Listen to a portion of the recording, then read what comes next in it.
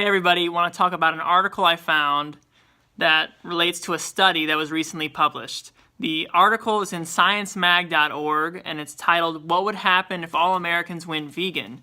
And it's about a study that was done and published in September. It was approved in September. It was published on PNAS.org. I will also link that down below. And it was done by Robert R. White and Mary Beth Hall. So what they found is that getting rid of animals for food, getting rid of all that stuff, would increase food production by 23%.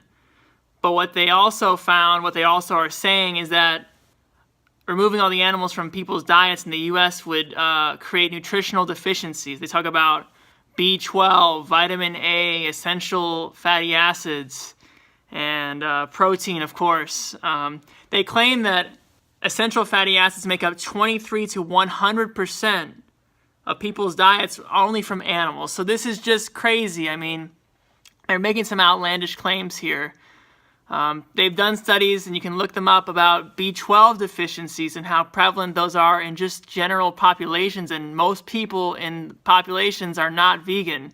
So B12 deficiencies are rampant in society just in general, and to say that it's just a vegan issue is completely false.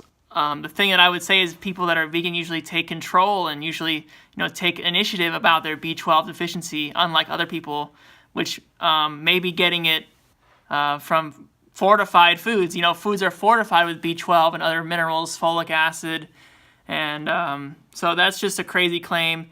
Vitamin A, I'm sure you can get enough of that with plants, and you can get all your nutrients from plants. You may have to supplement B12, but this idea that you won't get enough protein or fatty acids, fatty acids, you can find those in greens, you can find those in, different plant foods, and they're, highly available. So I think the idea that you wouldn't get enough nutrition on a vegan diet if the whole U.S. was vegan is absolutely crazy.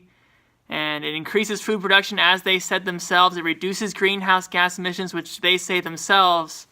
Another thing that's really interesting is the author's affiliations. So one of them works at Virginia Tech in the Department of Animal and Poultry Science.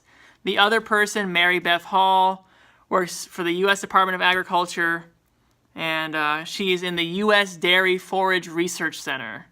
So and they say that they don't have any conflicts of interest. I kind of would tend to believe otherwise, just based on what especially Mary Beth Hall, what she does for the U.S. Department of Agriculture. Clearly they got the result that they wanted to get from this study, and I can only read the abstract of the study, so I can only see some of what they looked at, and the research from the article in Science Mag, which I'll link both again down below. But I think these are really, it's an interesting perspective. It's nice that they, delved into this topic and wanted to address it, but they didn't really give an adequate equation, an adequate, picture of what a vegan U.S. would look like. A vegan U.S. would take time to really, stabilize and become balanced, but I think it would be very, very good for the whole country and the health, especially the health of the planet and the people themselves. So check these study out. Check the study and the article out. Let me know what you think. What would a vegan United States look like? Let me know down below, and I'll see you next time.